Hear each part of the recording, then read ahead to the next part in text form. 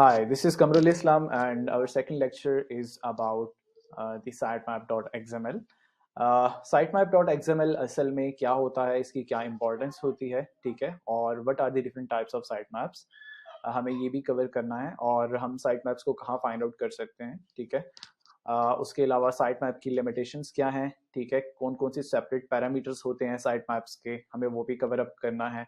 And then हम ये check करेंगे कि साइट मैप किन वेबसाइट्स के लिए ज़रूरी होता है और किन वेबसाइट्स के लिए ज़रूरी नहीं होता, ठीक है। So stay tune to my channel, we will be covering all these points one by one. So let's start. So first of all, site map dot XML, जिसे आप जानते हैं साइट मैप के नाम से पुकारा जाता है। साइट मैप क्या चीज़ होती है, ठीक है। साइट मैप एक ऐसी फाइल होती है आपकी वेबसाइट पे जिसके ऊपर डिफरेंट पेजेस होते हैं आपकी वेबसाइट की, ठीक है। एक ऐसा फाइल होता है जिसके ऊपर आपकी वेबसाइट के डिफरेंट पेजेस लिस्टेड होते हैं, ठीक है। अब साइट मैप जो है वो आपकी वेबसाइट के लिए बहुत इंपॉर्टेंट होता है, स्पेशली अगर आपकी वेबसाइट बहुत बड़ी है, अगर आपकी वेबसाइट बहुत एक्सटेंसिव है, then you can use sitemap.xml file. Otherwise, it's not necessary to use sitemap.xml as it is not that important, or it is not directly it doesn't directly impact your rankings, ठीक है। ये आपको directly impact नहीं देती rankings के साथ, इन case अगर आप इसको यूज ना करें तो। अगर आपकी वेबसाइट एक छोटी है, न्यू वेबसाइट क्रिएट की है आपने, ठीक है, एक स्मॉल साइज वेबसाइट है, तो आप उसके लिए अगर आप साइट मैप क्रिएट नहीं करते तो it's not that a big deal, ठीक है। अगर आपकी वेबसाइट एक बहुत एक्सटेंसिव वेबसाइट है, बहुत सारे डिफरेंट पेजेस हैं, ठीक है, देन आप उसके लिए ये चीज क्रिएट कर सकते हैं, ठीक है। अब क्वेश्चन ये राइज होता है कि साइट मैप डॉट एक्सएमएल को आप कहाँ पे फाइंड आउट कर सकते हैं, ठीक है।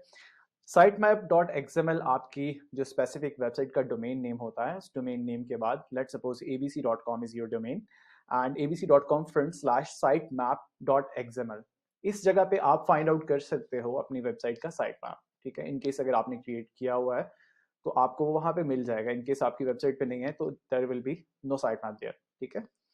अच्छा, ये हमारी बात क्लियर होगी कि साइट मैप किस लिए यूज होता है, ठीक है। साइट मैप असल में एक फाइल होती है जिसके ऊपर आपकी डिफरेंट पेजेस के यूआरएल्स एग्जिस्ट करते हैं, ठीक है, स्ट्रक्चरल फॉर्म में, कि लाइक आपकी वेबसाइट का स्ट्रक्चर क्या है यूआरएल्स का, ठीक है।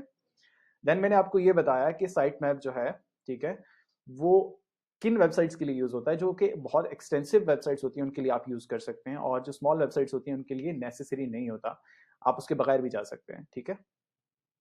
और उसके बाद फिर हमने ये देखा कि साइट मैप को कहाँ फाइंड आउट किया जा सकता है। Site map dot XML file को, site map dot XML file को हम फाइंड आउट कर सकते हैं domain name with front slash, and then हम साइट मैप डॉट एक्सएमएल लिख के उसको फाइंड आउट कर सकते हैं। देन उसके बाद अगर हम देखते हैं कि साइट मैप डॉट एक्सएमएल की डिफरेंट टाइप्स क्या होती हैं, ठीक है। साइट मैप डॉट एक्सएमएल की बहुत सारी टाइप्स होती हैं, लाइक आप साइट मैप एक जनरेट कर सकते हो for URLs of your, for your content pages, for your images as well. आप इमेजेस के अलावा अपने क्या कहते हैं वीडियोस के लिए भी साइट मैप जनरेट कर सकते हो। So there are different types of site maps that you can create, ठीक है, एंड उसको उसके अकॉर्डिंगली एडजस्ट कर सकते हो, ठीक है। तो हमने ये डिस्कस कर लिया कि साइट मैप की टाइप्स क्या हैं, then we will move to the site map parameters, ठीक है। साइट मैप जब आप क्रिएट करते हो तो उसकी एक स्पेसिफिक पैरामीटर्स हैं, ठीक है। Parameters in this sense you can call it, but parameter मैं उस चीज को कह रहा हूँ कि जब आप साइट मैप में आप देखते हो तो उसमें एक स्पेसिफिक यूआरएल एडेड होता है, ठीक है। उसके अलावा उसमें एक प्रायोरिटी होती है, एंड जो लास्ट अपडेट डेट होती है, ठीक है, जो आपकी उसमें मेंशन होती है सेंटेक्स में, ठीक है। तो अगर आप साइट मैप यूज कर रहे हो, आपकी एक्सटेंसिव वेबसाइट है, तो इट इज नॉट नेसेसरी कि आप उसके प्रायोरिटीज को अपडेट करो, या उसकी जो लास्ट अपडेटेड डेटा है उसको चेंज करो, ठीक है। उससे कोई इंपैक्ट पड़ने वाला नहीं है, ठीक है। आपका मेन फोकस यूआरएल से होना चाहिए, एज इट इंडिकेट्स गूगल, ठीक है, कि ये स्पेसिफिक पेजेस हैं, इनको आपको क्रॉल करना है, ठीक है। इससे कोई आपको कंसर्न नहीं होना चाहिए कि प्रायोरिटी किसको सेट करनी है, प्रायोरिटी सिंटेक्स को चेंज करके आप प्रायोरिटीज चेंज कर रहे हो, उसके साथ साथ प्रायोरिटीज के साथ साथ आप जो है उसके लास्ट अपडेट डेट चेंज कर रहे हो, उससे कोई ज़्यादा मेजर फर्क पड़ने वाला नहीं है। तो आप सिर्फ जो है मेजरली जो कंसर्न होगा आपको, और ये जो आपकी प्रायोरिटी होनी चाहिए, वही होनी चाहिए कि आपके यूआरएल्स, जो इंपॉर्टेंट यूआरएल्स है, वहां पे लिस्टेड होने चाहिए, ठीक है।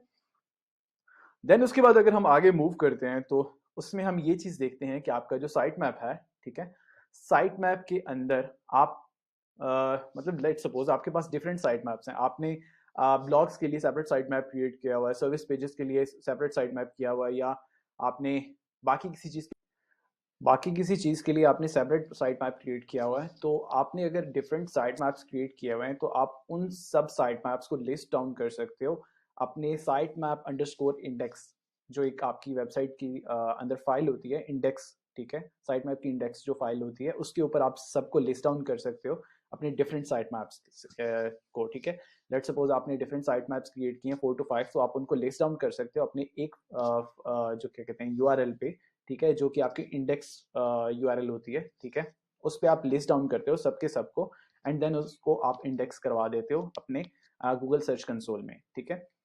अब जो साइट मैप हमने डिस्कस कर लिया, अब इसके बाद अगर हम इसकी बात करें कि साइट मैप को इंडेक्स कैसे किया जाता है, साइट मैप को सबमिट कहाँ किया जाता है, तो साइट मैप जब आप क्रिएट कर लेते हो, ठीक है, ऑनलाइन बहुत सारे टूल्स हैं जिनसे आप साइट मैप क्रिएट कर सकते हो सक्सेसफुली, तो वहां से आप साइट मैप जनरेट करो, देन उसको आप सबमिट करवाओ गूगल सर्च कंसोल पे। जब आप गूगल सर्च कंसोल पे जाओगे तो वहां पे लेफ्ट साइड बार पे आपको जो है साइट मैप का वो ऑप्शन नजर आएगा, आप उसको प्रेस करोगे तो वहां पे आपको सबमिट साइट मैप का ऑप्शन मिलेगा। तो जब वहां पे आप उसका यूआरएल स्पेसिफिक डालोगे तो वो आपका जो साइट मैप है उसको वहां पे ऐड कर देगा और आपका साइट मैप जो है सक्सेसफुली सबमिट हो जाएगा, ठीक है। आप अपने गूगल सर्च कंसोल पे मल्टीपल साइट मैप्स भी सबमिट करवा सकते हो, there is no limitation to that, but there is a thing that we call it is a limitation, ठीक है। जो मैंने स्टार्ट में भी बात की थी, there are specific limitations for sitemap.xml file. वो क्या है वो मैं आपको बताता हूँ, ठीक है। sitemap.xml फाइल जो है वो 50 MB से ज़्यादा बड़ी नहीं होनी चाहिए, वो स्पेसिफिक फाइल, ठीक है। आपको ये करना है कि अगर वो 50 MB से ज़्यादा इंक्रीज कर रहा है उसका साइज, तो आप उसको gzip के थ्रू या UTF-8 के थ्रू जो है आप उसको कंप्रेस कर सकते हो। और अगर तो वो उससे छोटा साइज है तो आपने ये चीज़ मेक श्योर करनी है कि आपके पास लिमिट जो है नंबर ऑफ पेजेस की वो 50,000 पेजेस है, ठीक है। आप 50,000 पेजेस से ज़्यादा जो है यूआरएल्स उसमें लिस्ट डाउन नहीं कर सकते। सो आप क्या कर सकते हो, डिफरेंट अपने साइट मैप्स क्रिएट कर सकते हो, बट आप एक साइट मैप के अंदर इतने ज़्यादा चीज़ें यूज नहीं कर सकते, ठीक है। तो these are the specific limitations that you need to work on, ठीक है। उसके बाद बाकी मेरे ख्याल में मैंने सारा कुछ डिस्कस कर लिया है कि साइट मैप क्या होता है। साइट मैप असल में जो है इसकी जो इम्पोर्टेंस है वो इसलिए भी ज़रूरी होती है क्योंकि साइट मैप आपको एक एज देता है, ठीक है। अगर आपकी बड़ी वेबसाइट है और उसमें कुछ पेजेस ऐसे हैं जो आपको लगता है कि ये पेजेस ज़रूर इंडेक्स होने चाहिए या ये सब कुछ होना चाहिए, तो उसकी बेसिस पे जब आप उसको लिस्ट डाउन करते हो, स्ट्रक्चर डाउन करते हो, तो गूगल के लिए बड़ा एक ईजी होता है, ठीक है, उस चीज़ को अंडरस्टैंड करना कि आपके कौन कौन से यूआरएल्स जो हैं वो किस तरह से है और उसको किस तरह से स्ट्रक्चर किया गया है, ठीक है। तो गूगल के लिए ये चीज़ अंडरस्टैंड करना बहुत आसान होता है, तो हम उसको इसलिए साइट मैप में यूज़ करते हैं, ठीक है। अदरवाइज जो साइट मैप की जो मैं आपको बोलूँगा कि जो चीज़ें नहीं करनी चाहिए वो ये है कि आप साइट मैप में ओनली वो यूआरएल्स यूज़ करें जो आपके 200 जो है आपको कोड दे रहे हैं, ठीक है। लाइक वो यूआरएल्स जो लाइव हैं और प्रॉपर तरीके से वर्क कर रहे हैं। आप रीडायरेक्ट्स को भी उसमें मत ऐड करें साइट मैप में, ठीक है। रीडायरेक्ट यूआरएल्स को मत ऐड करें। जो मैं आपको एक सजेशन दे रहा हूँ वो ये है कि रीडायरेक्ट्स को मत ऐड करें कभी भी, ठीक है, अपने साइट मैप्स में। उसके अलावा आप जो है क्या कहते हैं 404 एरर पेजेस को भी वहाँ पे मत ऐड करें तो बेहतर होगा, ठीक है, क्योंकि ये चीज़ें इसमें वर्क नहीं करती प्रॉपर तरीके से, ठीक है। उसके अलावा आपको ये भी क्वेश्चन होगा कि राइट robot.txt में समटाइम्स लोग साइट मैप को ऐड करते हैं, दैट इज नेसेसरी और नॉट नेसेसरी। तो ये क्वेश्चन भी है जो कि मुझे आंसर करना है।